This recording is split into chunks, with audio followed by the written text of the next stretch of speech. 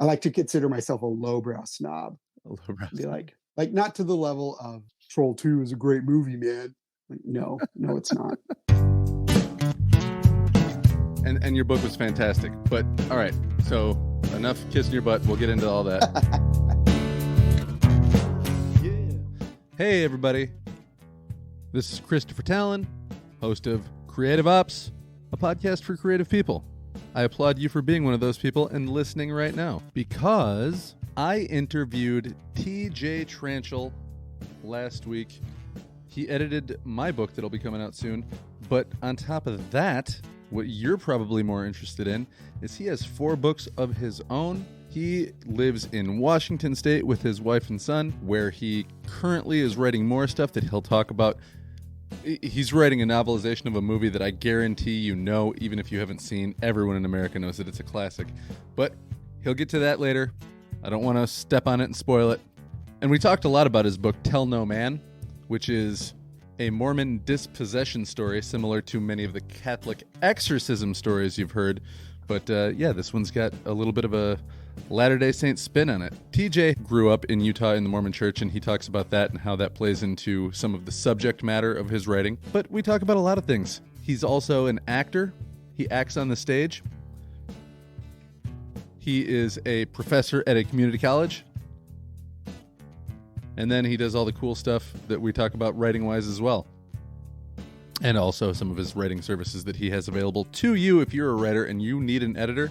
Maybe he's your guy. I talk all about what a good editor he is, not just like in the basics of editing, but in dealing with a writer, because he is one, and he knows what it feels like to be vulnerable in that way. So he's a good man, good editor, good actor, good teacher, and you're about to hear it all, baby. Sorry, that was what happens when I try to sound cool. I'll never do it again, I promise. All right, everybody, so here you go. Buckle up. We're going to talk to TJ Tranchell. I'll see you on the other side.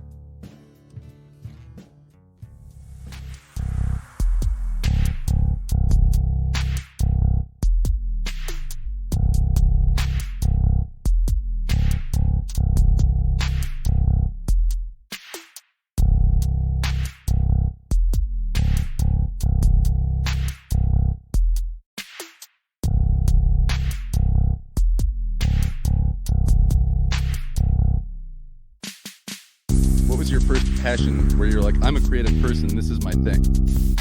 My first passion was movies. My grandfather, when I was a child, was the manager of a single-screen theater in our small town in Utah. And it's a Mormon family, so we had 12 kids. Mm-hmm. The younger set of them at the time worked at the theater. So my mom and my aunts worked at the concession stand. A couple of my uncles ran the projector.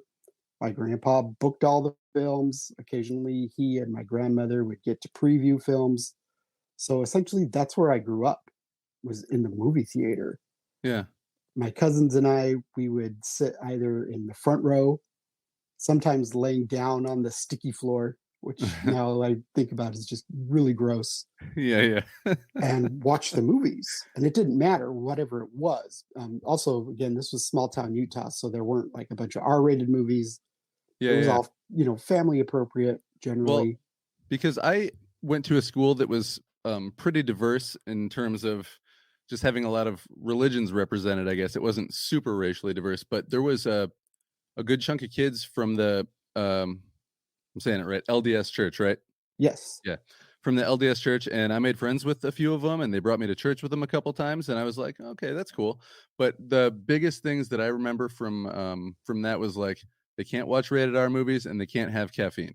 So it was like a lot of Sprite and a lot of Sprite and root beer. Yeah, Sprite and root beer. That's right. Yep. Yeah. And some of those things have changed and evolved. Yeah. Which is weird to me when you grow up with such huge restrictions. Yeah. And then all of a sudden it's okay. Right? It's just weird. But the R-rated movie thing, my grandpa loved Sylvester Stallone. And so 80s Stallone was pretty much all R-rated movies. The only R-rated movie he ever played at the theater while he was the manager was Rambo, First Blood Part 2. And so That's probably the first R-rated movie that I saw because, like, well, it's at the theater. It must be okay. I'm gonna watch this movie. And And I that spent, movie was like setting movie records for most deaths in a movie and stuff, right? yeah, it's hyper violent. Yeah.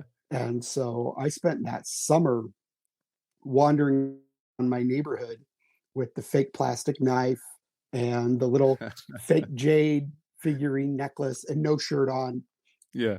the headband and the whole deal, chasing people, which was crazy. But as far as first passion goes, it was definitely the movies.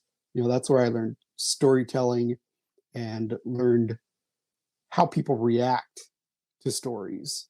Yeah. So that's really what started it for me, was seeing those reactions. Like, people are scared, people are happy. I bet I could do that. Yeah. Yeah. Having just seeing an audience react, because I had something when I was probably like a sophomore or a junior in high school that I turned in that was like a historical nonfiction, because that sounded more interesting to me than, or I'm sorry, a historical fiction piece around the Holocaust. And I turned that in instead of, everybody else just chose to write like a normal essay. And the teacher read it in front of the class and people started crying. And I was like, whoa. And that was the first time I was like, maybe I shouldn't just throw away all these things that I'm writing down. It's such an incredible feeling when you know something like that happens. I Yeah. had a similar thing when I was in middle school, seventh or eighth grade, probably maybe eighth or ninth even. We had an assignment: write what you would do if you knew you were going to die the next day.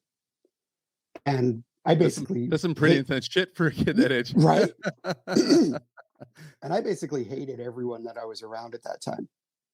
So I wrote just this absolutely brutal essay about telling everybody off and spending the rest of my time just watching movies, and they could basically all just go to hell and leave me alone. Yeah. And when the assignment was due, we had turned them in, and then I was sick and I missed a day of school. And that's the day the teacher decided to read these papers. And so she read my paper when I wasn't there without my permission. And to hear afterward just kind of how shocked people were. They really shouldn't have been, because they were all kind of assholes to me. And so it shouldn't have come as that much of a surprise that that's what I thought of them. But hearing that secondhand, even still, was still pretty nice to know that I could write something and really get a rise out of people. Yeah. Well, especially that kind of moves into the kind of writing that you've done. Well, especially Tell No Man is the book of yours that I read. And that book it almost does the same kind of a thing to an audience. Like, it's kind of a visceral kind of book. And I don't know. Do you think that your style was kind of born in that moment, or? I think so. It might have been in that, knowing that words can get a reaction, Yeah. and the reaction doesn't always have to be joy, Yeah. to say the least. It doesn't necessarily have to be, oh, look how great this is, we all love it. Yeah. It can Yeah. also be, oh my God, what are you doing? Yeah. Yeah.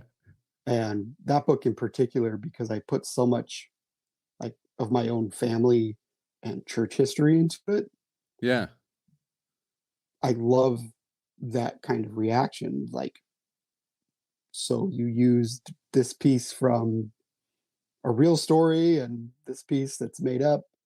And it's the same thing with my first book called Cry Down Dark, where I took sort of a real situation and completely fictionalized it, Yeah. using pieces that were 100% true and building a fiction around it, Right. and having the people who knew the true stories still react and go, oh my God, I can't believe you took it there.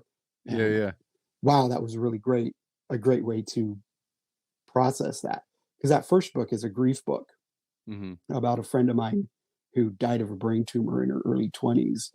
Oh And man, that so sucks. I'm sorry. it was pretty rough on me as well.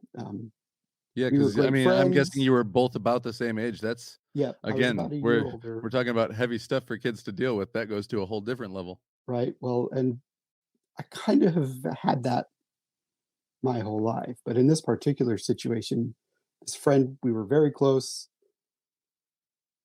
I wanted to be a little closer than we ever were. Yeah. Yeah. um, she got married. I moved around the country a bunch, and then she got this brain tumor and she died. Mm. And so that book was very much me processing grief. Yeah. And so it's scary, but it's also heartbreaking. I get more people saying that they cried their eyes out reading it than that they were scared.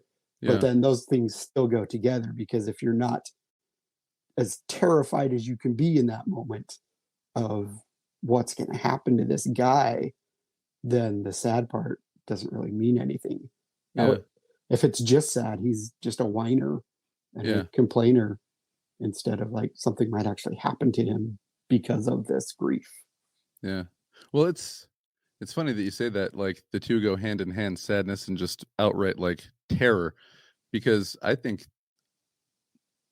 a lot of the books that I've read that really kind of gave me the chills, and like I got the chills again just thinking about them later, weren't really books that smashed you in the face. Was, I mean, they do a little bit, but it's just those little brainworms where you go, man, that one image or that one thing that that kid said, or that one thing that almost happened to them. Oh, you know, but Yeah, the not times that they not get even away.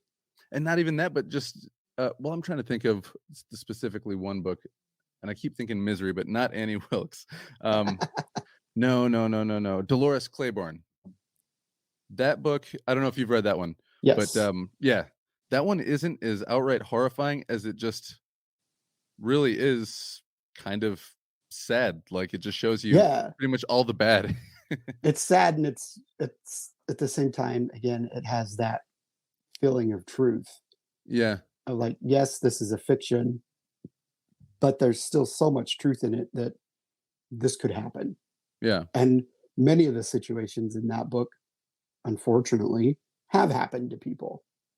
The yeah. the abuse and the dementia in the elderly, there's a Oh lot of yeah, issues in that book, and they're all true issues. And yeah, so being able to take that kind of real life stuff and create something that can not only engage an audience, but hopefully maybe help them through their own situations, or even to recognize them later. So, for example, one of my favorite writers is Chuck Palahniuk, mm, and I read his book Invisible Monsters, which deals with a lot of LGBTQ and trans issues. And so, a couple years after I had read that, one of my best friends from high school, that I hadn't seen since high school, tracked me down, called me. She was transitioning. And so, getting this call out of the blue, I knew a little bit more how to react and handle it because of this other fictional story. yeah, yeah. And That's cool. so, fiction can teach us and should teach us. Entertainment, you can learn from it. It Oh yeah, doesn't for sure. have to be just for fun. Sometimes it is just for fun, but even you're learning from that as well when things Yeah, are just for fun, because you're learning what brings joy to your life. yeah. Well, I feel like even just to take it kind of somewhere else, I read the book Pirate Latitudes by Michael Crichton, the novel they found that was like fully completed after his death.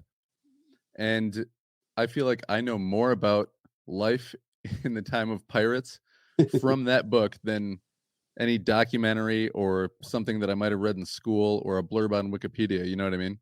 Yep. Well, But because a guy his like that also has like 300 references in the back of his book that he references throughout his novels. right. Well, his research, like he was a research writer. He was a doctor. He had a medical Yeah. degree, which made he also, a lot of people don't realize, he created the TV show ER. Yeah. That was a Michael Crichton product, right? And so Yeah. that level of scholar academic work went into the fiction. That's why Jurassic Park sounds so real. And Yeah. if you look at that now and you go, oh, it took them three gigantic 1 terabyte computers to code the DNA for the dinosaurs. I have a terabyte of storage on my laptop now. And Yeah. it's like the advancement of technology but then being able to look back and go, that guy knew things were going to come down the pipe. He was aware enough to be like, shit's going down.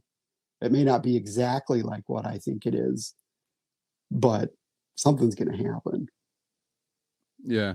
Yeah, he loved to write about just cautionary tales of where science is headed and where it shouldn't be headed. Yep. Speaking of research, what kind of research goes into a book like Tell No Man? Because I'll give my quick setup, and if I miss anything, you can add. 2 priests have a exorcism experience that goes badly, and then years later they get a chance to do it again. And yeah, that's pretty accurate. I don't want to give too much away, so I don't want to like slip and tell everybody how it ends. Right.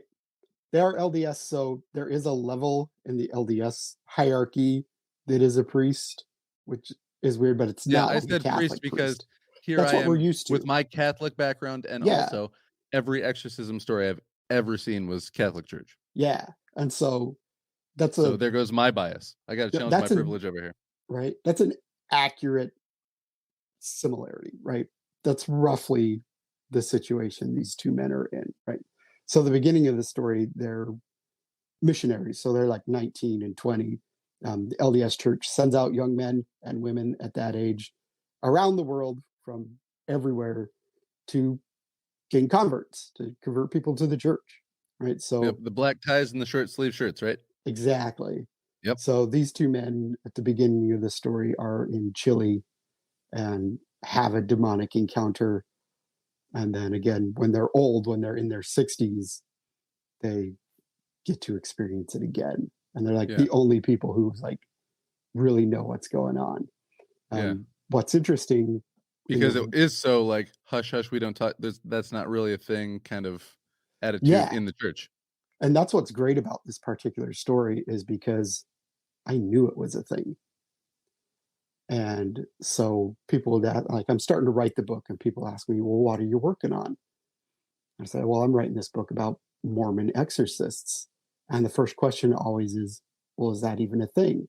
Yeah. And I would say, yes, but I don't really have anything solid to confirm that. Like, I don't have documentation. I don't have anything other than some personal experience to make this a real thing. And so, being somewhat of an academic, I love research. I love EBSCOhost and databases and Google Scholar and all that kind of stuff. And so every few weeks I would type in my search terms, Mormon exorcists, just to see if there was something. And as I'm getting close to the end of the book, I do this search again, and then something pops up. In December 2017, I'd been working on the book for about a year. A professor in Cleveland State named Stephen Taysom published A History of Exorcism in the LDS Church, from the first prophet Joseph Smith all the way up to 1977. I like the height of The Exorcist kind of popularity. Initial popularity. And the guy involved in that is actually still a leader in the church, which is pretty fascinating. And so now I had this whole history of like, yes, it's a thing. Here it is. And so it was from this guy that I got that word dispossession, which is what is used more often, because LDS people and officials don't like being compared to the Catholics. He's like, no, not too many people do. Yeah, even though they've had some pretty bad PR as of late. The LDS Church is probably the most like the Catholics of any Christian adjacent religion. Yeah, you think so? I do, because they're both about amassing wealth. I mean, if that's not what they're about, they've done it by accident. Yeah. Right. So the similarities are there, but they don't like to use as many of the same words and things like that. Yeah. They're like all the still... British and the English would just, we'll just take the U out of some words. Exactly. Like there's enough subtle changes. Yeah. And so once I had that document, that scholarly work, And I talked to the guy and I made him a character and all kinds of stuff. I had something more to go on and something much more real than just a personal story to turn into fiction. Yeah. So I love that kind of research. Yeah. Yeah, because even I found I originally was gonna have like two different things going on other than just the one thing that was afflicting people in the book that I was writing. But even though I just narrowed it down to the one, all the research that I did for the other one just gave me so many other ideas. So even research that doesn't really get used doesn't really go unused. It still Right. makes your brain light up when you see things go, oh, I never thought of that. And it could come up later. Yeah. You can use it for something else. Yeah. Like, Yeah. you find stuff that's like, well, that's really interesting. I can't use that right now. I got to Yeah. focus on this. Don't delete anything, right? It's like this goes over here in this folder and I'm Mhm. going to forget about it for a while, Yeah. but something else is going to come up and then I'm going to remember this other thing. Like, oh, yeah, Yeah. that's what I need to do. So some of Yeah. the other things that like And come that's up, just great writing advice to anybody. Don't really, it just throw is. stuff away because you might write something down, look at it right after the fact with your over analytical brain and go, oh, that's no good. Rip, throw it away. Just let it sit, let it simmer. Yep. Well, it's the same thing. Like I said, I teach college courses, I teach college English, Yeah. and I have students do an annotated bibliography. Like any source that you look at, whether it goes into your paper or not, keep track of it. Yeah. Make that list, make your short summary. Why are you using it? Why are you not using it? Keep it because it may come up later. Yeah. And that's happened more times to me than I can count, honestly. And sometimes it's things that you don't think are going to come back up. Like I use a lot of true crime stuff in some of my stories, and you never know what kind of news incident you can go, oh, I need to use that. So, for example, in my work in progress, early in the pandemic, there was an earthquake in Utah Uh-huh. that knocked the statue of the angel Moroni off of the temple in Salt Lake. The trumpet fell off of it. Oh. The whole statue didn't come down, just like the trumpet part Yeah. fell off of it. If you've ever seen an LDS temple, there's this big golden statue on top, this guy blowing his horn. Huh. And in church prophecy, because they did this kind of stuff, there was a thing that one of the signs of the end times would be that the trumpets would fall from these angels. And so you can imagine a bunch of people kind of freaking out a little bit.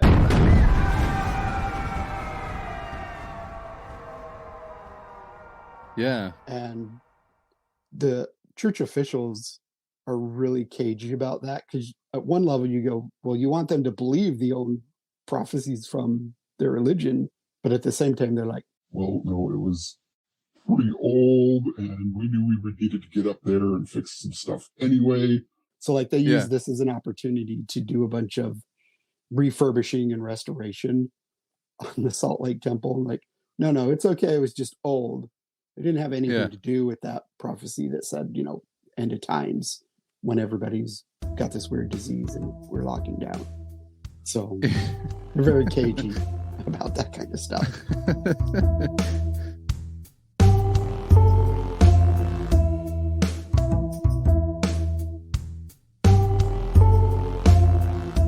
The book Tell No Man is right around like 200 pages, right? Somewhere like Yeah. 180. So how long did it take you then from the time you started writing that to the time that you got everything like, oh, now I got what I need, it's done? And also kind of take me through what your day-to-day process is like, because for me personally, I write everything on a yellow pad and then I type it later, but everybody's got their own way. My day-to-day process is definitely not day-to-day anymore, unfortunately. The process for that particular book is that I wrote the prologue section in October and November of 2016, Mhm. and actually got that prologue section published as a short story on its own Oh, yeah. almost right away. and I sat on it and I just loved it so much. And it's like, I have this other story that's percolating. And well, guess what? This just happened to be the beginning of it. It's okay. So now I have my entry point. And so I finished the book in April of 2019. At the time, the week that I finished it, one of my uncles died, my oldest uncle. And so I got to go back to my hometown, and I went and took a bunch of pictures of places that I had set things in the book, because I hadn't really been back in town since, and to just kind of jog it all. And so I finished the draft, and with a bunch of revisions. I often revise as I go, not always, but sometimes. Yeah. That's actually the best writing process description for me. Not always, but sometimes. So I finished the draft that week, and I had a pitch for it, like knowing that I was almost done. Had pitched it to a new publisher, which turned out to be the same person who published the short story. This particular publisher was like, I'm going to do books now. Oh, cool. The magazine that had 2 issues and closed. So I was a little bit wary. I was like, okay, contract looks solid. We'll do it. And so I got all of their revisions done, all of the material done. We were going to publish it in 2020, and like we were finalizing things in January 2020, and then in February 2020, right before the second book from the press was going to come out, he closed. Heartbreak, right? That it was so close. Yeah. And so I had this finished thing. So less than 2.5 years from first word to final draft on that, which is significantly faster than my first book, which I spent 10 years from first sentence to publication on. So I get faster. I'm still not fast, but I'm faster. So then I sent it out to a couple different places. I got this really great momentum from the first book in October of 2020, while I was still waiting on other publishers that I'd sent Tell No Man out to. And it's like, I got to seize this momentum. What had happened out of the blue, that first book of mine, Cry Down Dark, ended up on a New York Times list where they did one scariest book for every state in America. So like, oh, nice. And it wasn't like a writer from there. It was specifically a book set there. So there was a Stephen King book, The Outsiders, set in Oklahoma, and The Shining set in Colorado, even though he's not from there, and different stuff like that, right? Yeah. And so mid-October 2020, I'm laying in bed. I'm slowly waking up, and I get a bunch of Twitter notifications. Have you seen this list? Have you seen this list? I'm like, oh, cool. Another list of every popular book. Right, great. I'll go scroll through this. And I scroll down and I see Texas, Joe Lansdale. I see Utah, TJ Tranchell. I see Vermont, Peter Straub. And I went, wait, what? I got to go back. What? How did the fucking New York Times find my book? Can I say fuck? Is that okay? Oh, yeah. I'm like, how did they find my book? Like, most of the people who, at that point, who had bought the book were either friends and family or people that I met at a convention in Seattle. Like, that was the circle of my publication so far at that point. I'm shocked, absolutely shocked. And it's like, I reach out to a couple of the people that the other book, Tell No Man, is sitting with, and I tell them this, like, I got this thing. Where are you with my book? We don't know. Like, okay, I got to pull it. I could self-publish this because I got to seize this momentum. And so that's how I ended up doing that. So, and then it came out in February 2021. So it's been out for a year now. So the writing process on that was a lot more during the summers. Like, I would go out at night and write. I wrote a lot of that to film scores, which was interesting. In the past, I've done like playlists, but this one I did mostly this score of Sinister and Insidious and those kind of Blumhouse horror movies, which was a lot of fun. And so it kind of has that sort of if I could be so bold, it has sort of that Bloomhouse and A24 kind of feel because that's what I was listening to when I wrote Yeah. most of it. So my process is not a process. I wish it was, and I will preach process, especially to newer writers, just so that they can get into it and know what Yeah. they're into. But mine is spotty as hell. I will have a month where I write every day, and then a couple months where I write a couple times a week. And that's mostly not because I don't want to, but just because of life. Yeah. So Yeah. Yeah. Well, no, I feel you because I used to teach middle school and grading papers. Hopefully, yours were a little bit higher caliber than the ones I was reading. But grading papers, man, that takes a long time. it does take a long time. And it doesn't get easier no matter the level you are. It still takes that time because you want to give feedback and all that kind of stuff. So it Even still if you takes a don't long think they're going time. to use it, you still want to give it. Well, in my situation, you never know when you might have a department chair or say, "Hey, show me something." Like, yeah, I got something to show you. Yeah. here's here's a student's feedback, and you're like, and some students, want more feedback than Yeah. others. And the strange thing is, it's usually the ones who don't need as much help that want it. I don't Yeah. know if you Yeah. saw that, but so that's a lot of fun. So so I get to kind of walk around like a little bit of a big shot, but a big shot without an ego. So I'll tell my department leads and my dean every time I got something new coming up. I'm like, oh, that's great. You're making us proud. And like, give me a raise. Make me a full time professor. Adjuncting is great because I don't have to go to meetings, but Yeah. there's no guarantees. Yeah, that's true. So, do you get a pretty full schedule of classes as of right now, or how much of your time are you actually spending on campus?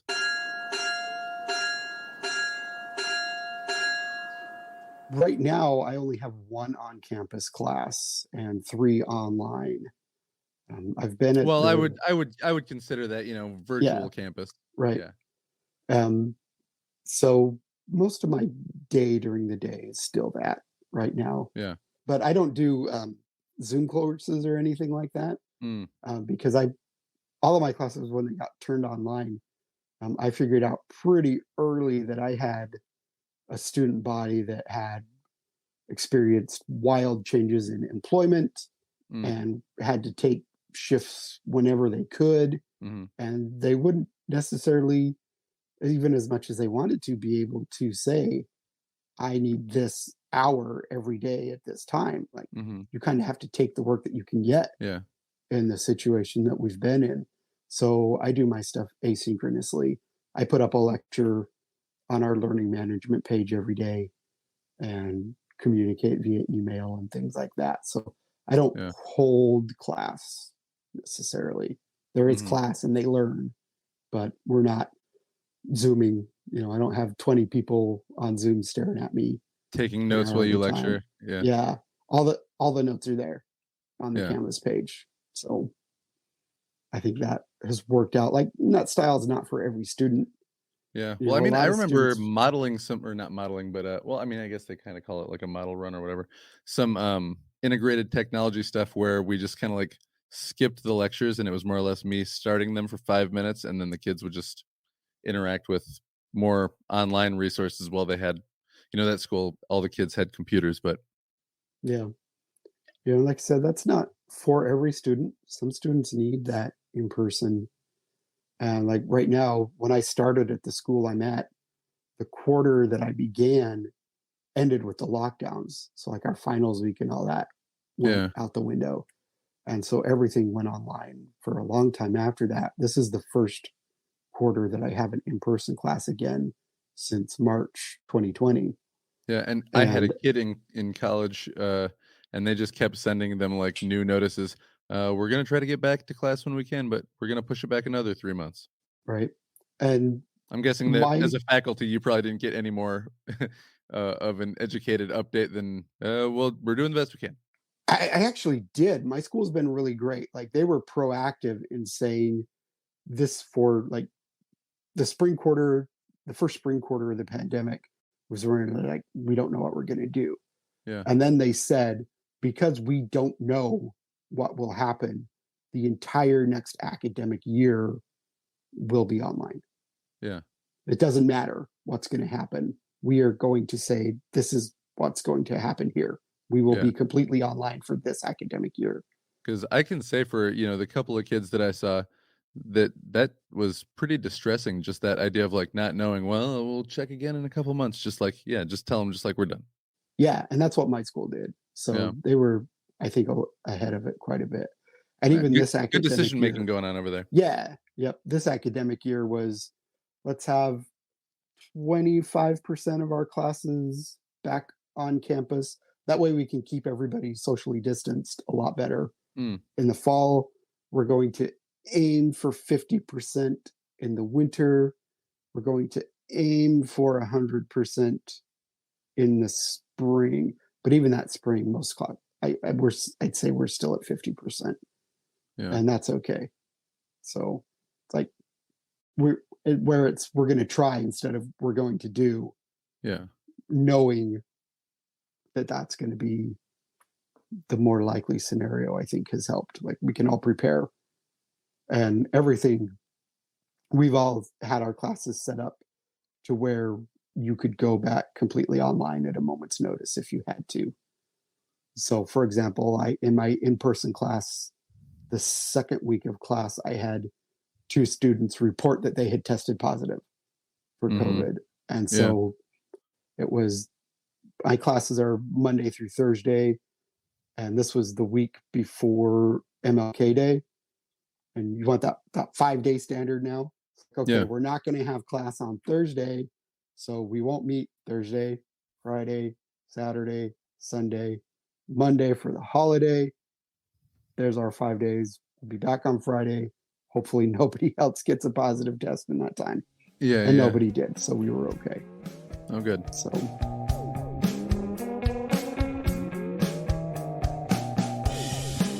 I loved learning, but I hated school. I'm actually a high school dropout. I dropped out the next to last day of my junior year. And so then I bummed around. What kind of school were you going to at the time? Was it like a private school, religious school, or public No, school? it was just a normal shitty high school. Just okay. I had done high school in Utah. My mom got remarried and moved to Washington. And so I still missed her. So I moved too and hated it even more than I did before. And so I was like, I'm done. Yeah. I'm out. And so then I bummed around for a while. And then I started getting serious about writing as an outlet and a passion. Yeah. And not getting published. And so I was like, okay, well, what did I miss? Is there something that I missed in that last year of high school that could have helped me with this? So I aced my GED and I started going to a community college in Las Vegas. And that was great. And then I got sucked into journalism. And so I transferred to a university. I ended up spending more of my time in the newsroom than going to class. So I failed out of college at that point. I've done that before. Yeah. And so then I Cheers. couch surfed and got freelance work for a while. And then talked my way into a full-time journalism job, which was talked and worked my way into a full-time journalism job. Yeah. Without a bachelor's degree, which doesn't really happen anymore. Right. And so my wife and I were in South Dakota at the time. And then she got a better job back in Washington. So we moved. Had you guys moved to South Dakota for a job opportunity, or did you know people? So I knew people. I knew her. Okay. We worked at the college newspaper together at the University of Idaho. And we're mostly acquaintances. We were friendly acquaintances, but we didn't date or anything. Yeah. And she graduated and got a job in Rapid City, South Dakota. Okay. And I flunked out and went back to Vegas and couch surfed. And my specialty in journalism was music journalism, covering concerts and talking to bands and stuff hell like yeah. that. That was great. I went 5 years without paying for a concert. Oh, nice. Saw all kinds of stuff. And so her job in Rapid City, she was the editor of a special section for the Sturgis Motorcycle Rally. And she needed somebody who could cover concerts and like who just sort of knew all the rock bands. Like, well, that's me. And so I drove up there, and one thing led to another. We kind of fell in love and got married. And I got a full-time job at the paper there in Sturgis, and she was a copy editor in Rapid City. And that was fine for a little while. And the jobs that we had don't exist there anymore. They've all conglomerated because of journalism. Yeah. And so she Yeah, got I've seen the buildings that have been boarded up, Right. as they say, that used to be big writing and distribution centers, and now everybody just does it from home, and it's done much smaller. Yep. So she got a better copy editing job in Washington. The paper that she started working at didn't have a spot for me in the newsroom. So I started working at newspaper customer service, which sucked the life out of me. I absolutely hated it. I was gonna say, is that where people call in and they're like, "Hey, you printed this, but that's not true." Those kind of calls would usually go to the newsroom. I got the call, your delivery driver threw my newspaper in a puddle. Those were the calls I got at 4 a.m, 5 a.m. I got the real angry people for no reason, and it sucked the life out of me. And so I was like, if I'm going to get where I want to be, I got to go finish school. Yeah. So there was a college nearby, a university nearby. I managed to get in. They didn't consider me out of state, even though we hadn't been there for very long. Yeah. They took a bunch of my transfer credits, so it only took me a year and a half to finish my bachelor's. Nice. And then I was like, I really kind of been enjoying this. And so I went right in at the same school and got my master's, just kind of cruised on through and finished And that. what's your master's in? My master's is in literature. Okay. So I'm like one of the only people actually using their degree in that field, both as a writer and a teacher. So, yeah, when I was going to school for bachelor's in English, everybody was like, "Are you going to be a teacher?" And I was like, "Yeah." See, and I never really intended that. Like, I love learning and I like talking to people wanting to learn. I don't really like people necessarily. Yeah. And so it was really odd that that's like kind of what I ended up enjoying so much. So during grad school, I got a grad assistantship and I taught one class every quarter of it, and I absolutely loved it. And like, this is fantastic. So that's when I really figured out that, that was something that I could do. That's cool, man. I think a lot, well, I come from a kind of similar educational story, so maybe it's arrogant to say that the best educators have that background, but I think there's something special about an educator that doesn't come from this just blind love of the educational system. You know what I mean? Yeah. They're relatable to a more wider spectrum of student. Right. I think that's true for a lot of things. Like people who went right from high school to a 4-year through everything, that's great for them. Yeah. It's not realistic for a lot of people. Yeah. And so I encounter a lot of first generation college students and a lot of English as a second language students and a lot of non-traditional students, just like I was, who spent a lot of time being told that this was something they couldn't do. Yeah. I tutored at a community college, and while I was going there before I transferred, because I was in the Navy. I flunked out of college, was in the Navy, then started a community college, tutored while I was there, and probably 80% of the people I tutored were non-traditional students. Yeah. And those are people like they want to be there. Yeah. And I think straight out of high school, college students, you could kind of see it in their eyes, especially in my classes. Like I teach English 101 for the most part. Oh yeah, 101 classes, even at a 4-year school, kids will come in there and just completely turn their back on you or fall asleep or whip their Yep, phone out right in front of you. yep. And I try to keep it more engaging, but I still get those students Yeah, that are because here because it's required, I mean, not because they want to be, even Harvard, not all those kids are coming back that next semester. right? You know? And so my 101 class, I figured out pretty early at this particular school that I had a lot of academic freedom. I could Yeah. pretty much do, like, as long as the students meet the educational standards, I can do, I can relay that information to them in any way I want to. Yeah. And so my 101 class is framed around the Twilight Zone. And so we get a lot of conversations about critical thinking and mob mentality and logical fallacies. And in the couple of years that I've been doing that, it just becomes more and more relevant every day.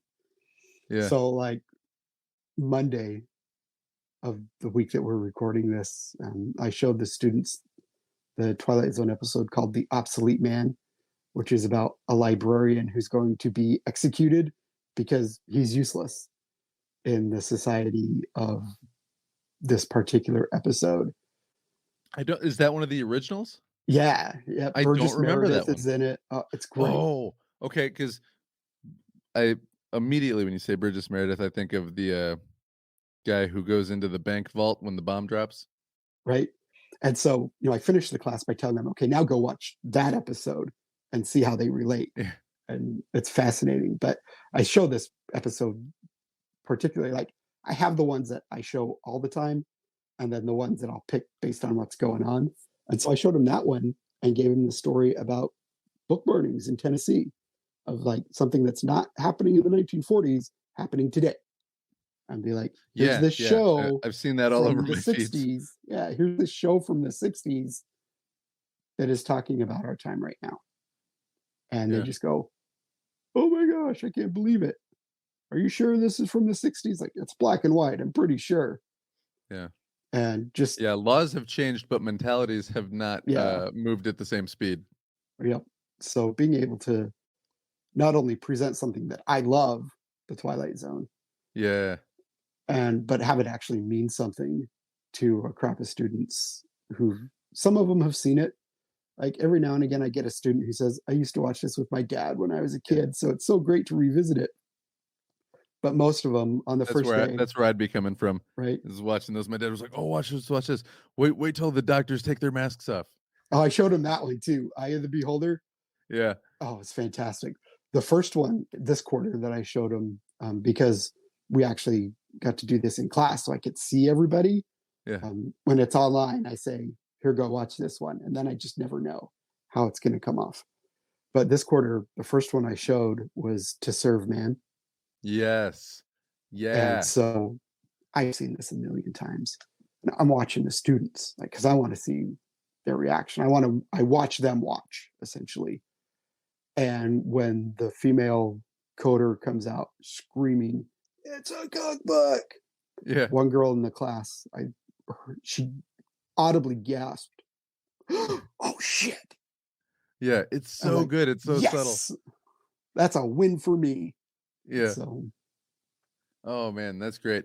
That's even better. I think the most fun I had in especially in like one of my 1 or 200 level classes was uh we were doing something with medieval literature and we get to watch Monty Python and the Holy Grail, specifically the scene where they're talking to the peasants and they're like, this is actually a really good depiction of like the difference between peasant life and royal life.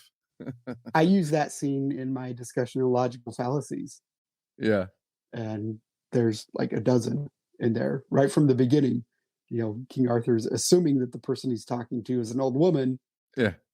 I'm a man and I'm 37. I'm not old, right? So you get these assumptions based on appearance, ad hominem attacks and all that kind of stuff. Basically, what I want to get from these kids is something that happened to me with one of my professors, is that you can write academically, you can write scholarly about the things that you love. And it doesn't matter what that is. Yeah. And I show them all the proof. I show them my academic papers on Stephen King. I show them academic papers about Batman and soccer and video games and sewing and Yeah. just anything. Like, if you have a passion, you should be writing about that, because if you're writing about something you love, it's going to be better than if I tell you what to write about. Like, Yeah. I'm going to show you how to write this, because that's my job in this position, is to show you how to write certain types of papers for certain audiences, in this case an academic audience. But that doesn't mean it should all be about the same 4 subjects.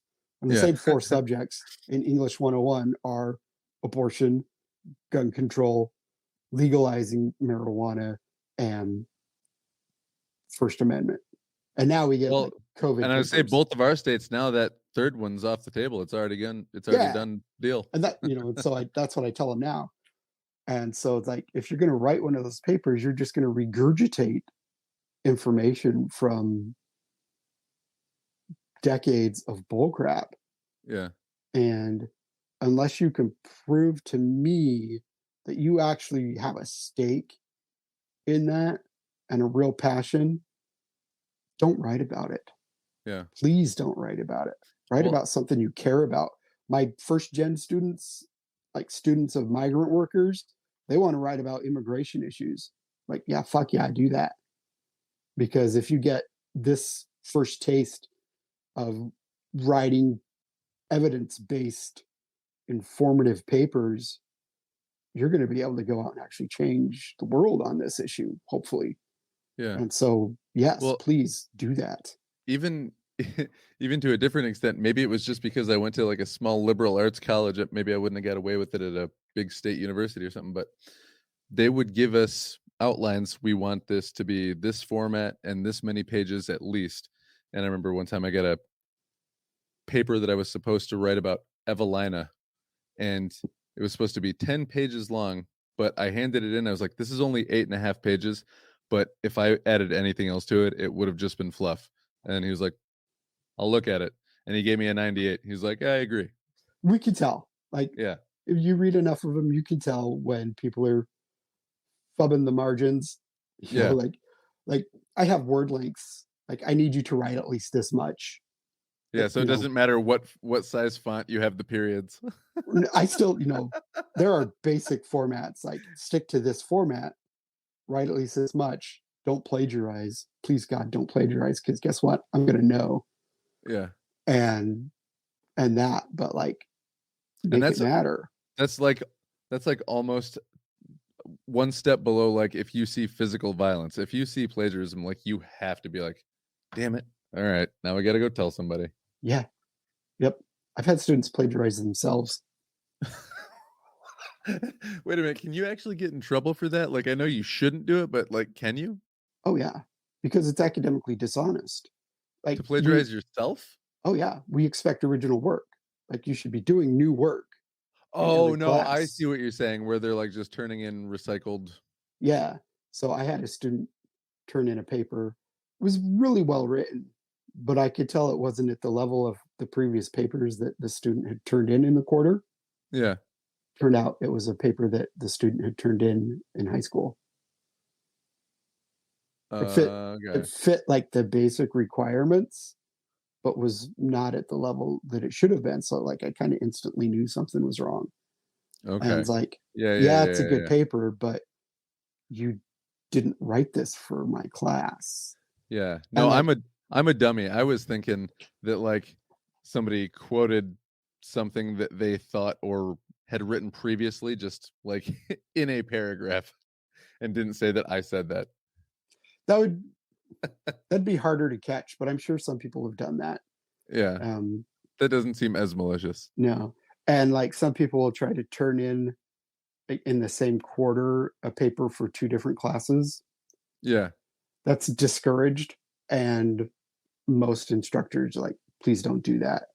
Yeah. My thought on that is, I'm trying to teach you skills that you should be able to use in your other classes. So if that's what you're going to do, you have two things you need to do first. You need to tell me, and you need to tell the other instructor that that's Yeah. what you plan to do. And if either one of us says no, then don't do it. It's like going on a date with 'cause two guess people. who's You got to gonna- let them yeah, know, hey, right? before we get serious here. Because guess who's going to talk to each other? Yeah. Me and that other professor. Hey, what they turn in? And we can do that. They don't know that like we could talk to each other if we wanted to. Yeah. So people try to get away with the weirdest stuff, but they always get caught eventually. Yeah. They forget that you're not a hologram that just turns on and off in the classroom Right. when they appear. Yeah, they forget that, I read 60 to 80 papers of each one of these assignments every quarter, depending on how many. Carefully Yeah. reading too. So it's like, I know. Speaking of careful reading,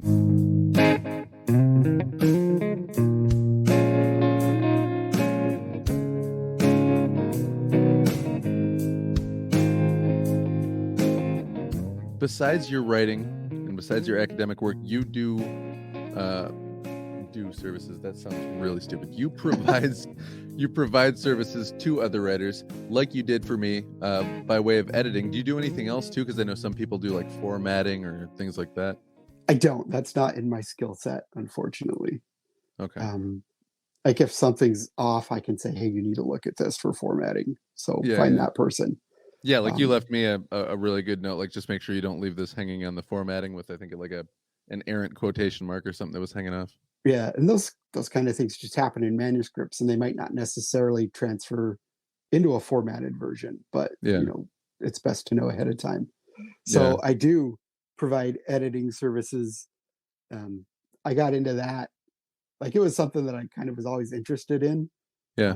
I got into that at a time when I was unemployed and had certain skills and needed money, honestly. And so Just hustling. Yeah. So I said, hey, look, I made a social media post. Hey, look, I want to try doing this. Here's the stuff that I've done on my own. Yeah. I'm a pretty smart guy. Give me a shot. Yeah. And so a writer friend of mine's like, yeah, here you go. I just need a proofread. Okay, done. Boop, boop, boop, boop, boop, boop, boop. And so once you get one and they're happy, you're like, okay, I did one. Who's next? Yeah. And so by now, I think I've done close to 24. And usually it's, people who I interact with on social media and things like that. Or in my case, the great and wise Jennifer Susie, I was just asking her, I was like, hey man, these small presses are really just giving me the runaround right now, and I'm kind of sick of it. I'm just going to take control of this. Who should I get to edit it? And she was like, TJ. And I'm glad she did. Yeah, me too. Likewise, it that's was a lot of it works a good out. relationship here, because you're a very, I should say, for anyone who's considering your services, you're a very compassionate editor, which I think some people are always worried like someone's just gonna shred their stuff up and make them feel like an asshole for writing it in the first place. But you leave nice notes throughout the way, like, hey, this is a really good idea here, or this is an interesting twist. And it's like, oh, cool. So even though you're seeing, some one lines and some suggestions that this doesn't make sense, you're also saying, hey, good job here. I really like this. So that's, on a personal review note there, I found that very encouraging to keep going. Well, that's the whole point. As I see it anyway. Yeah. I want almost basically every writer that I encounter, I want them to succeed just as much as I want to succeed. Yeah. Right. I don't consider anyone competition, because we're not. You're not going to write the same story that I'm going to write. Like we might play around in the same genre or play with the same tropes, but the stories aren't going to be the same at all, because we all come from different backgrounds and different experiences. Hopefully they're not the same. We're all Yeah. different people. We all talk differently. We all have different thoughts, different sense of humor. And so that kind of encouragement is important. Like, Yeah. Also, I don't edit for free. Yeah. I want you to be able to continue. If I just told you a bunch of everything that was wrong and didn't encourage you in any way, you're just going to quit. I don't want that. Right. I want to be able to provide an actual service to where you go, okay, I can keep doing this Yeah. because yes, it helps me, but it's not about me, right? It's not my name on the front of that book when it comes down to it at the end of the day. So what do I gain by being an asshole? A reputation for being an asshole. Yeah. And I don't want that. Well, So unless you become so in demand, then you can become an asshole and just say that it's all part of your creative genius, that you're just so elevated that you're hard to deal with. yeah, I Yeah. don't that's not really my personality. I'm trying to be much more easygoing than that. But also, I love stories, Yeah. reading stories. And if I like something, I'm going to say so. And it's just as valuable to see where things are working than where they're not. Yeah, for sure. So if I make a comment like that, and this has happened, and it's up to each individual writer's style. Like sometimes you take a chance on saying something as an editor that maybe doesn't resonate as much as you want it to. But if I make a comment to say something's nice and the writer tells me you don't need to flatter me, like it's not about that at all for me. It's me saying this is something you did well. And do that more. Yeah. Not necessarily don't do this other stuff that's also working, but this particular thing, wow, that really works. Yeah. Like this is like a signature moment. That's amazing Yeah. because I'm still, even when I'm editing, I'm still a reader first. And so sometimes, yeah, it takes me a little longer to get one of these projects done because I read the whole thing first. Yeah. Because when I'm putting on that editor hat again, I don't want to be as distracted by the story. So I read the whole thing first before I even make a mark. Yeah. And I don't know that everybody does that. I can't really speak to how other people do their freelance editing and things like that. But that's how I do it because I care about the success, right? I Yeah. want you to write another book Well, and I mean, maybe that's come also a back to me very again. academic way to review a piece of literature too, right? Is to first just read it and then read it again with a pen or a pencil in hand. Yep. Yeah. And sometimes you remember the things, sometimes you see things that you didn't see that first time. And that's honestly that's part of the job, Yeah. I Just think. just as much so as you notice new things when you watch a movie a second time. Like I love The Big Lebowski, but I love Shaun of the Dead too, even more so because that's a movie that every time you watch it, you notice something new. Right? Yep. Just the little things. Yeah. And that's what makes movies rewatchable are Yeah. those little kind of things. And I love them. Yeah. Those guys put so much that I I've heard I heard a writer named Stephen James speak about um something he wrote a book about, which is called Story Over Structure or something like that. And basically says like don't worry too much about the structure of your story or thinking too deep into the future. Just write from scene to scene and kind of build as you go. Um, Because you but can fix that other kind of stuff. If your yeah, story sucks, that's harder to fix. yeah, yeah. But that movie in particular kind of makes me think, well, there's definitely a place for somebody who really thinks that hard about the structure of a story too. And I was reading oh gosh, Italo Calvino's On a Winter's Night, a Traveler. And that's another book where he was just doing some weird stuff with structure. And I don't know. You can make interesting stories around odd structuring, but I But if the prefer the characters don't writers who I've matter, heard say, I just write as I go and fix as I need to. right? I do story beats. Like I don't do a full outline. Yeah, I yeah, do yeah. story beats and sketches, and Yeah. they very rarely turn out the same. Yeah. Here, I'm So gonna show you document A here.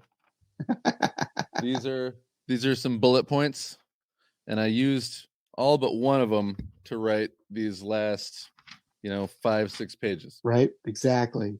And that's about how as far as I go is in terms of planning in the future. Well, I've figured out that novella length really works for me. Yeah. So my scene sketches are probably 12 to 15. Like, here are the scenes that I need. How do I get from 1 to 2 to 3 to 4 to 5? Oh crap, I need something in between there. 4.5, 7, 8, 9.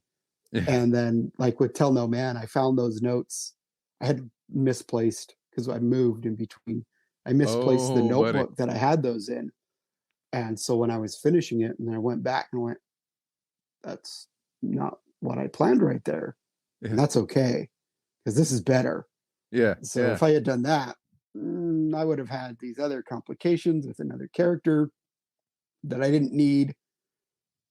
And we just moved along. So I think that, like that 12 scene, and sometimes that turns into chapters. Like, here's everything that's going to happen in a chapter. Yeah. And sometimes it doesn't.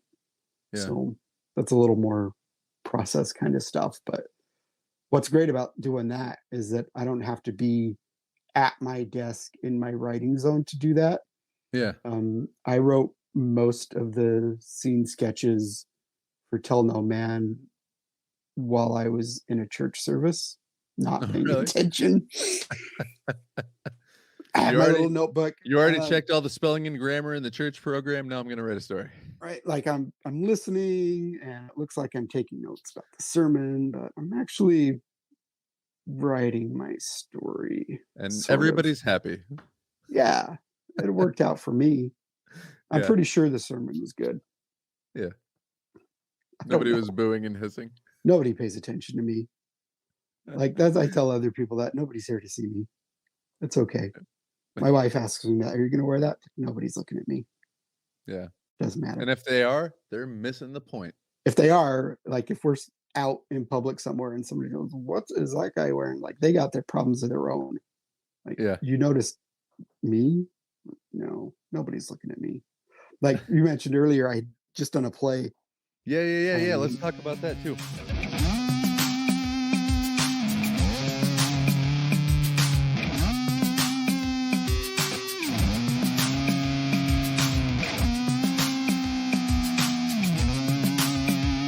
I did this play, Wait Until Dark, which is most famous for being an Audrey Hepburn movie in the late 60s.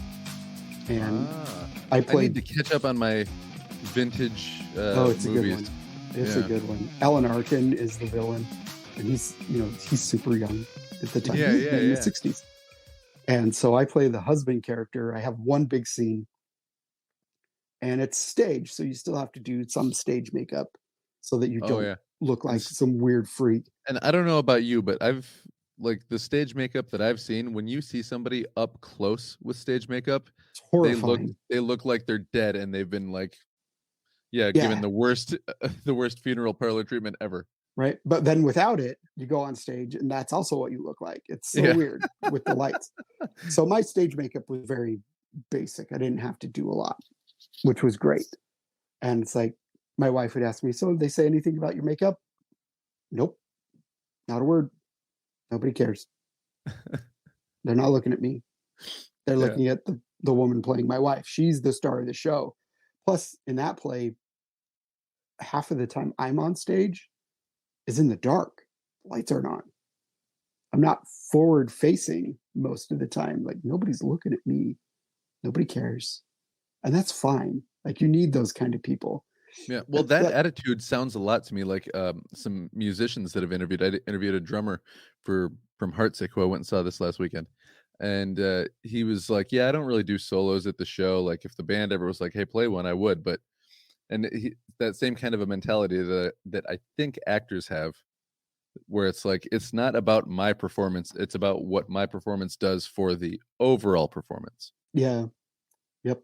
And in my limited acting career, I did a bunch of theater in high school, and then I was gonna say, is that kind of where you started? Was high school, middle school? Yep. And then I did one show that a friend of mine wrote when I was 21, and then I didn't do anything again until in my 40s, until I turned 40. Mostly because I just moved around so much. I didn't have time trying to do jobs. I was going to say, I lost track of how many different states you lived in. All of them. In the West, anyway. In the West. And so, like, just those opportunities never came up. And so the pre-pandemic, a couple of years ago, my wife decided that she wanted to go audition for a play. She got into the choir of a play and had a great time. And then the same theater said, we're doing Murder on the Orient Express. Oh, cool. Like, we're into a murder mystery. That's the kind of play I want to be in. Yeah. And so I went and auditioned, knowing that the way the script was and the casting call was that they were going to have the same person play Colonel Arbuthnot, the Scottish colonel, who is actually the only person in the play that gets a love interest, and the bad guy, Ratchet. So if you see in the 70s version, it's Sean Connery's the Scottish colonel. Yeah. Like, back in high school, I had a pretty mean Sean Connery impersonation. It's not so good anymore. But I go and audition and I whip out a good Scottish brogue. I act menacing enough for the bad guy and I get the part, right?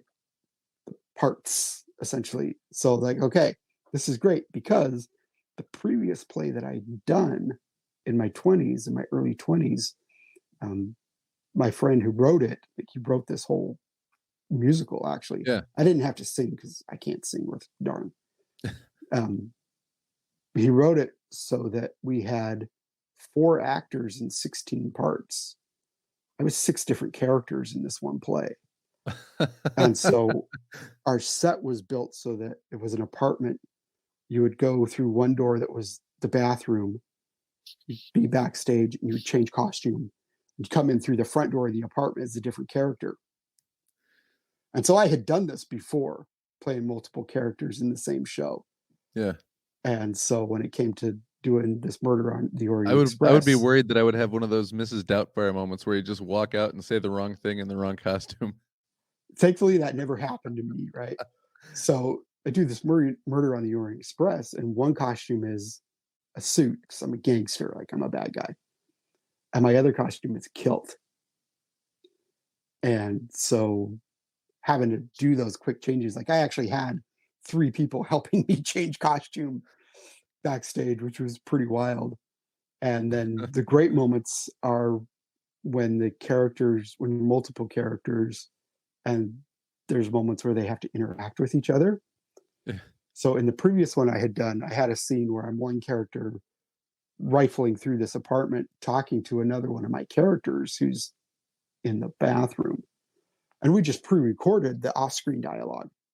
Oh, okay. Which was great. And then I was going to say, do you have to like hide your face? Nah, we pre-recorded that. Yeah.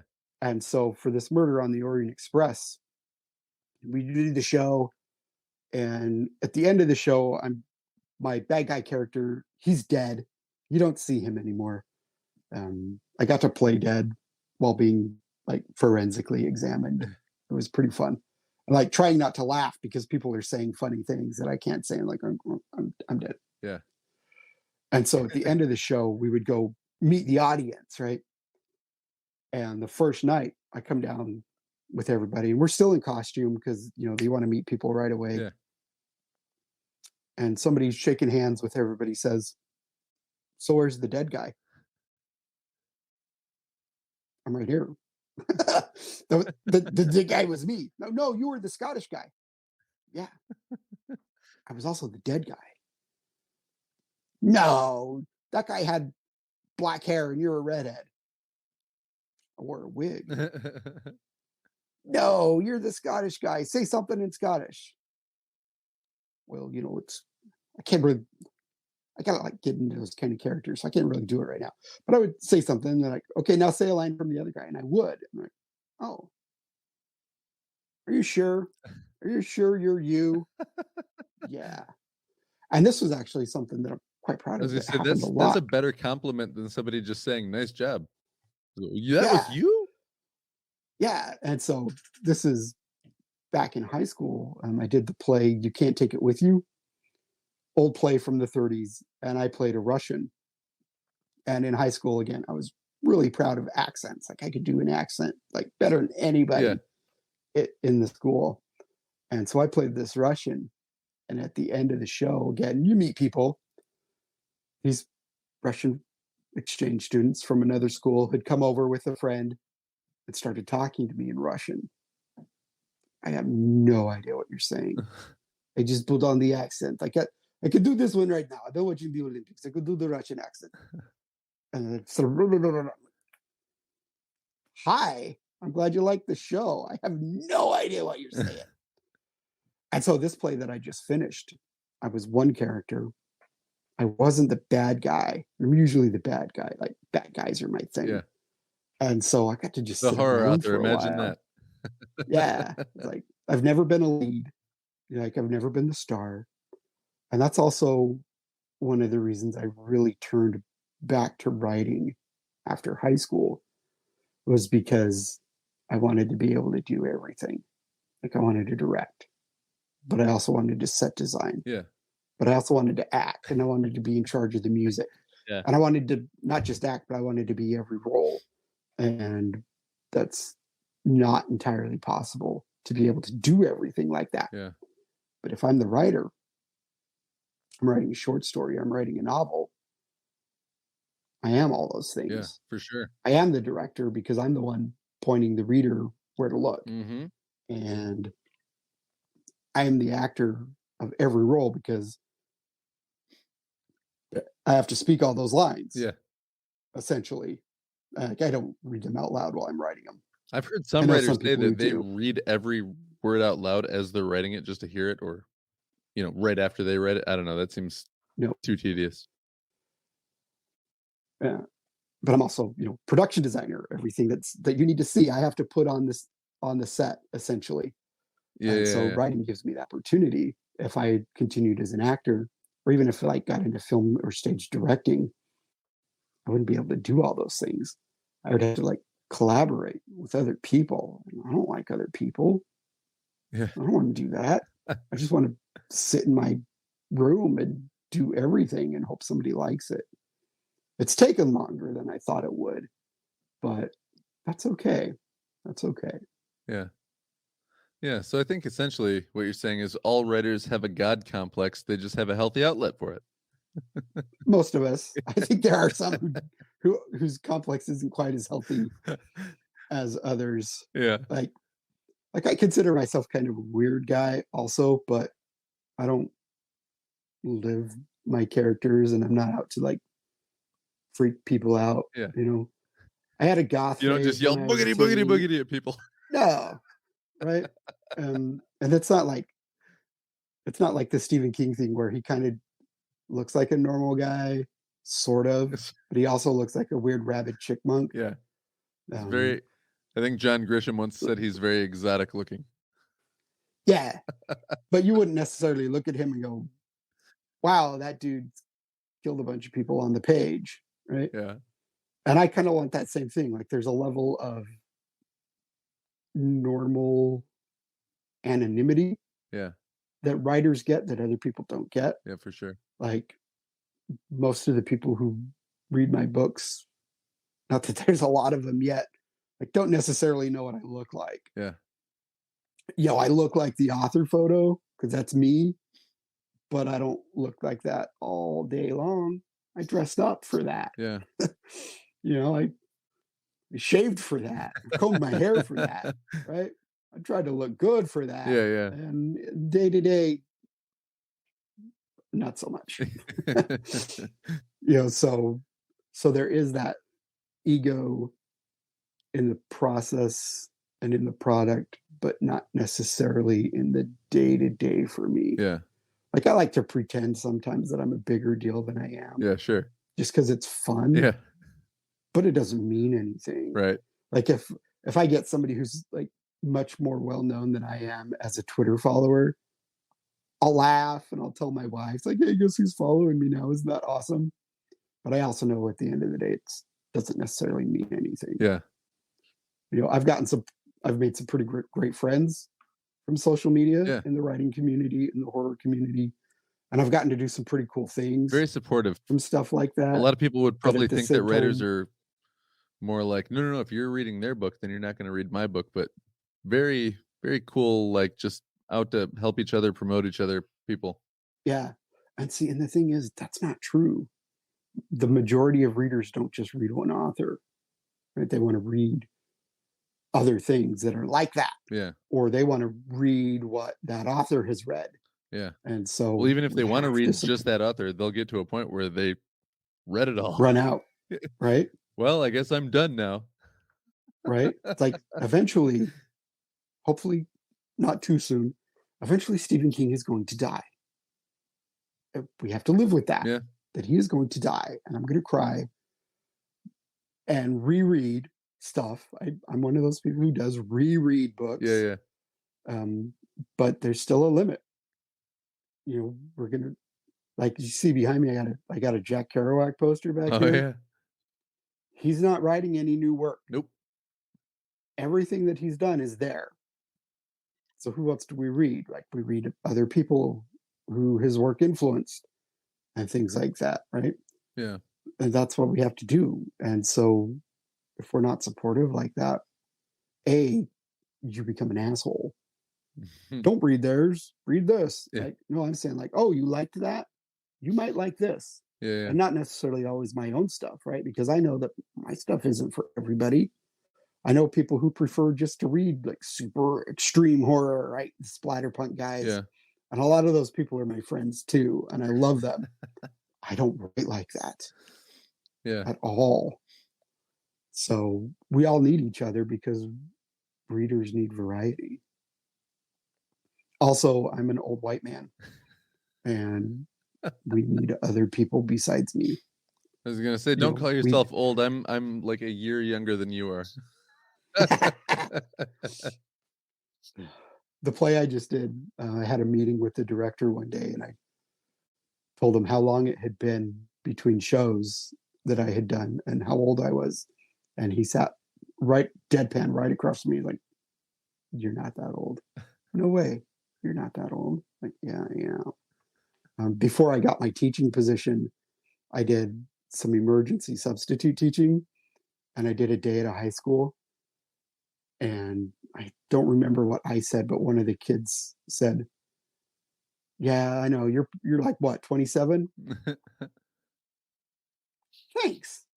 That makes me feel nice. Yeah. No, I'm not. Well, that's add like a decade. People always used to, I remember adults saying to kids who like looked way younger than everybody else, they're like, you're going to appreciate that when you get older. I don't. No. Maybe I should, but it's like, no, I earned this. I lived every day of this life. Do you see these stress lines? Yeah. Like, my hair's okay. I'm not going bald or anything, but all of this nice little red hair on the face here. Yeah. All of this is turning white. Like, redheads don't go gray. Yeah. We just go white. And so I'm going to be Santa Claus in a few years. Mine too. Except I'm going to be the skinny Santa Claus because like the only person who lost weight during the pandemic. My wife hates that. Good for you, man. Yeah, I just started that fast. I've been losing weight too, but I've also been getting dizzy when I stand up too fast. So you win some, you lose some, I guess. Right. Well, yeah, man. Is there anything else that we should talk about before we start wrapping up? Future projects. Yeah.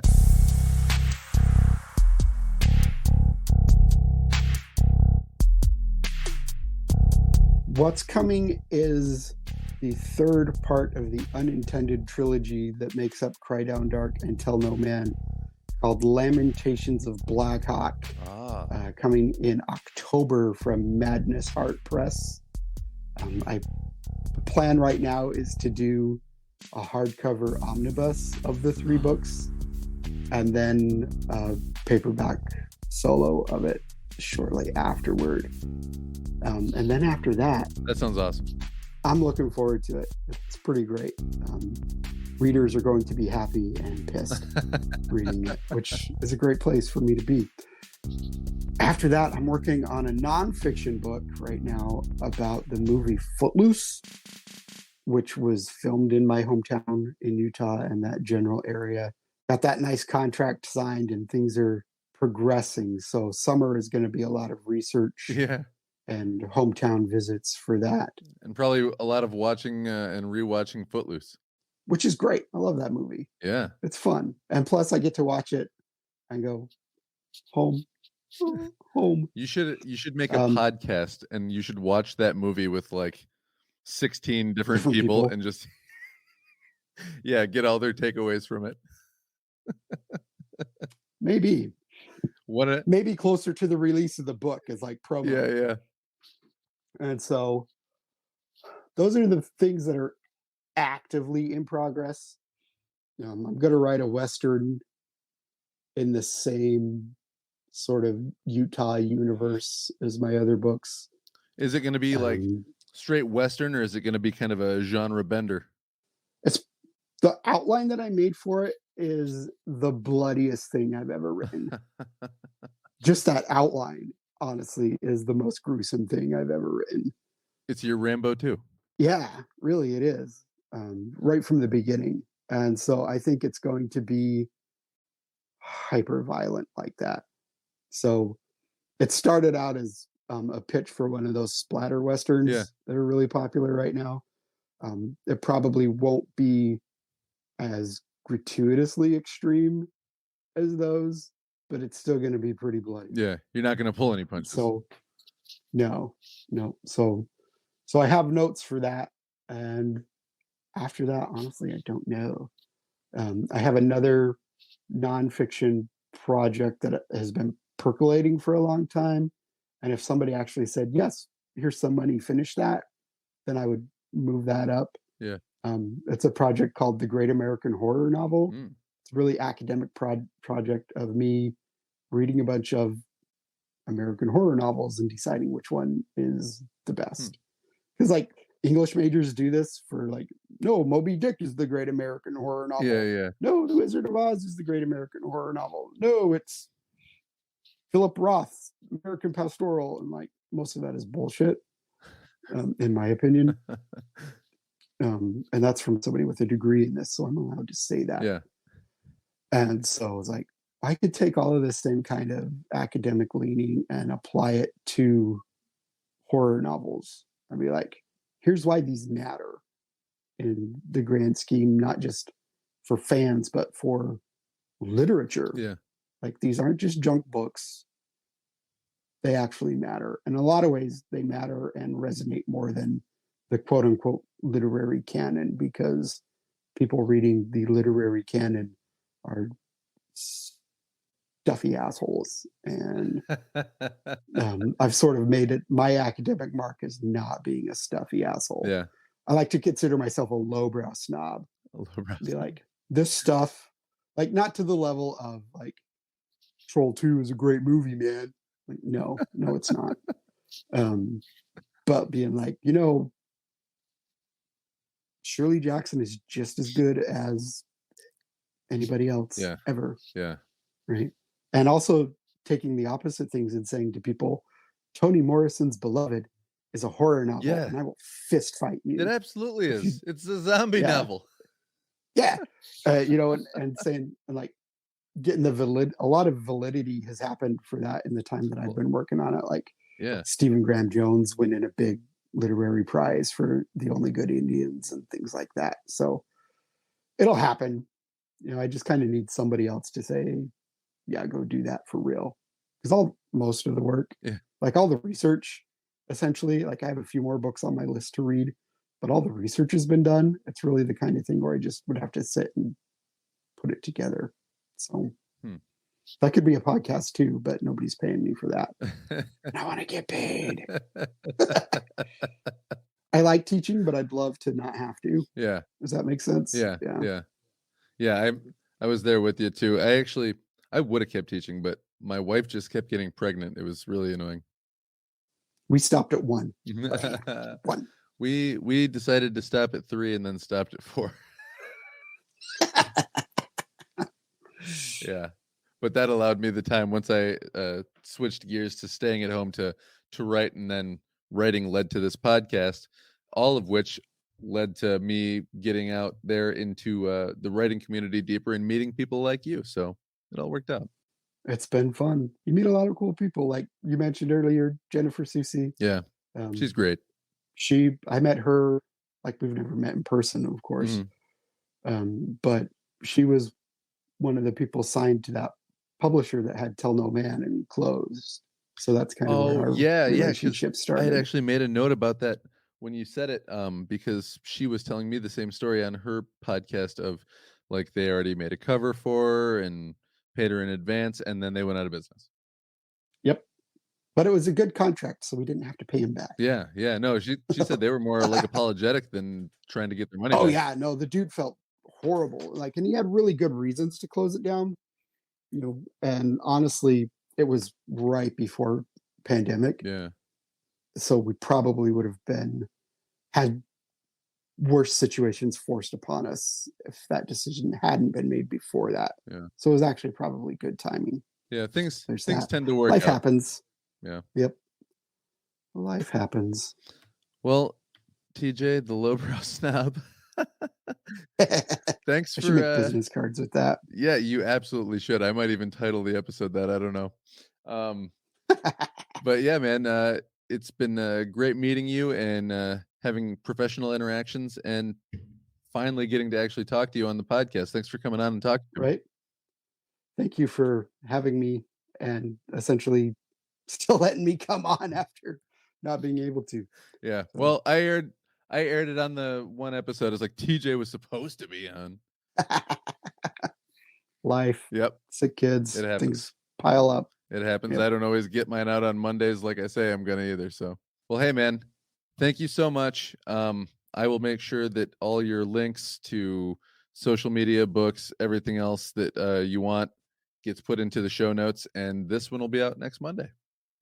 Excellent. Look forward to it. Awesome. Thank you, TJ. Thank you, Chris. Bye-bye. Have a good one. Jason says bye-bye too. Bye. All right, everybody. Thanks for listening. Check out TJ Tranchell on all his socials, on Amazon where you can buy his books, and at tjtranchell.net. All the links are in the show notes. Thanks for listening. See you guys later. Mwah. Just kidding. They liked us. We can lie to them.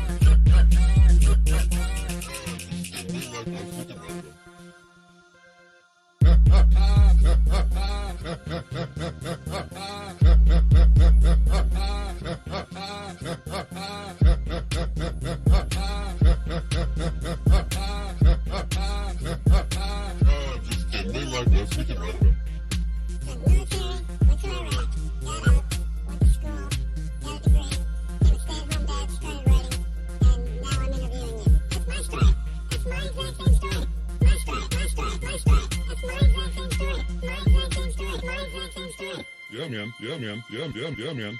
Weird, right?